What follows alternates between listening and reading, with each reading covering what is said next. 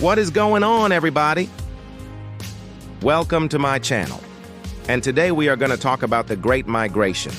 This was a period of time where many ancient humans decided they were gonna go on an adventure together. It was probably one of the largest groups that have ever left their home in search of something better.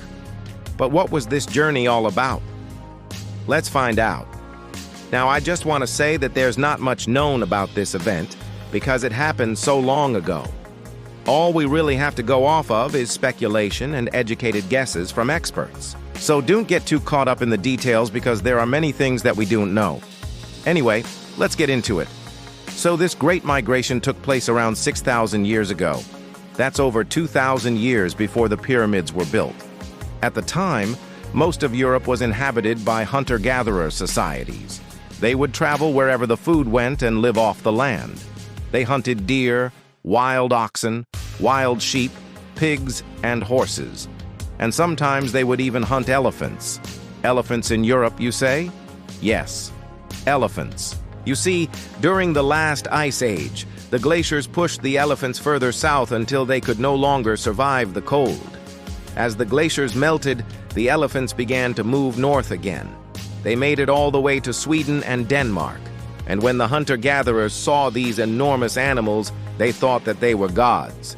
They made statues of them and buried them with offerings. Some people even claimed that they had a special connection to elephants and that they could control them somehow.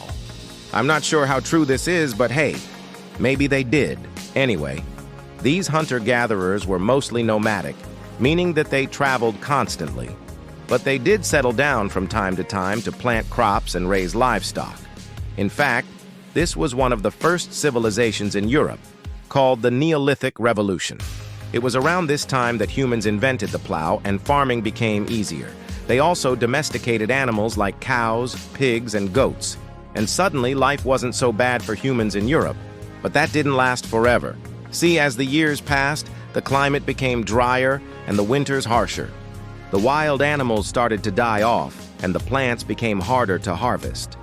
So after some time, the humans decided to pack up and head south to a warmer region called the Mediterranean. This was around 6,000 years ago, and it would become one of the largest migrations in human history. It all began when a group of humans discovered the eastern Mediterranean islands. They were sailing across the ocean and got lost. Or maybe they followed a herd of elephants there. Whatever the case, they arrived in a new world full of strange plants, animals, and rocks that looked nothing like Europe. They sailed along the coast and found the Greek islands. They may have been the first people to do so. They explored the islands and settled down for a while. They lived off the fish and fruit and vegetables and lived pretty comfortable lives. Then they set sail again and came across the island of Crete. Now, Crete is the largest of the Greek islands. It's around 8,000 square kilometers. Back then, it was connected to mainland Greece, so you could just walk right onto the island. But over time, the sea level rose and the land sank, making Crete its own island. Anyway, when these ancient humans arrived, they brought their ideas and culture with them. They introduced the Cretans to farming and animal domestication. Before this, the Cretans were hunter-gatherers, just like the Europeans. But now they could grow their own food and raise their own livestock. This made life much easier, and they were able to build permanent homes instead of tents. And so the humans from Europe spread throughout the Mediterranean. They went to Cyprus, Malta, the Italian peninsula, and North Africa. They traveled thousands of kilometers and brought their culture to new people. But why were they doing this? Why did they leave their home? Well, I'm not sure.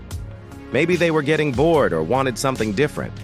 Maybe they heard about the warm climate and delicious food and wanted to experience it for themselves. Or maybe they were running away from something. We just don't know. But whatever the reason, they were on an adventure. They explored the Mediterranean for centuries, settling in new places and spreading their culture as they went. They traded with the locals and adopted some of their customs, but they also taught them how to farm and raise livestock and use new tools. In fact, they brought the wheel to the Mediterranean. This made transportation much easier and trade flourished.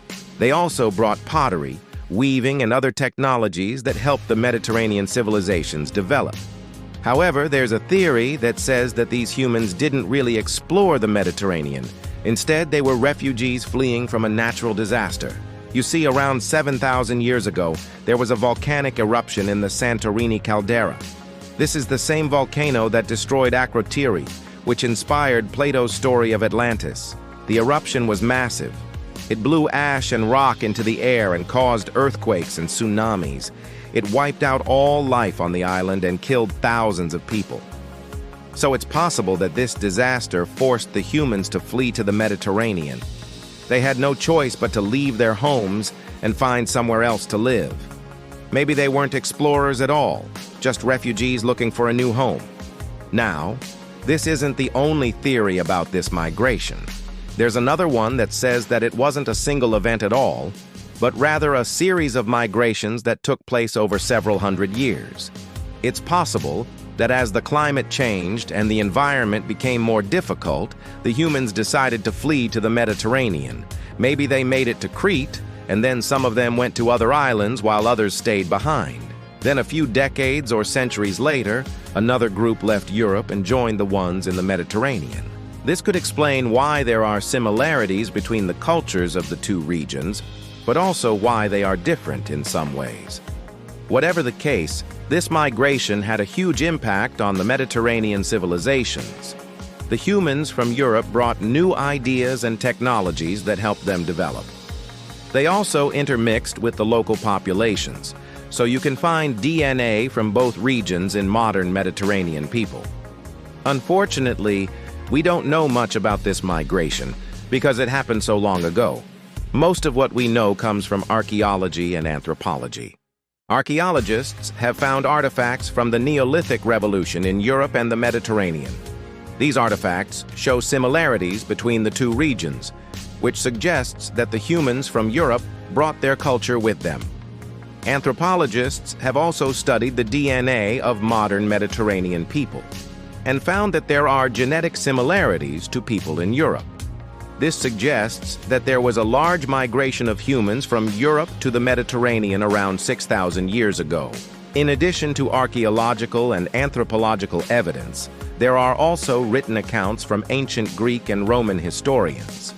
They wrote about the origins of their people, and some of them mentioned a migration of humans from the north. However, these accounts are often contradictory or unreliable, so we can't be sure how much weight to give them. This migration is important because it was one of the first major movements of humans in history. It shows how the ancient people were able to adapt to changing environments and how they were able to spread their culture to new regions. It also gives us insight into the development of Mediterranean civilizations. The humans from Europe brought new ideas and technologies that helped the Mediterranean people develop. If you think about it, this migration is kind of like the story of the Israelites in the Bible. The Israelites were a nomadic tribe that lived in the Middle East. They were led by Moses and traveled through the desert for 40 years. Eventually, they reached the Promised Land and settled down. The story of the Israelites is a metaphor for the human journey through history. The ancient people were nomads who traveled from place to place, but eventually they settled down and formed civilizations. This migration of humans from Europe to the Mediterranean is a perfect example of this journey. And so, guys, that was our story of the day. What did you think? Was it interesting? I personally enjoyed learning about this topic because it's not something that you learn in school. I've never heard about this in my entire life, so when I was writing this script, it was very interesting for me to learn. Also, I gotta say that I'm very interested in genetics and stuff like that, so that probably helped. Anyway, let me know what you thought of the video, and if you want to see more videos like this, make sure to subscribe, and I'll see you next time.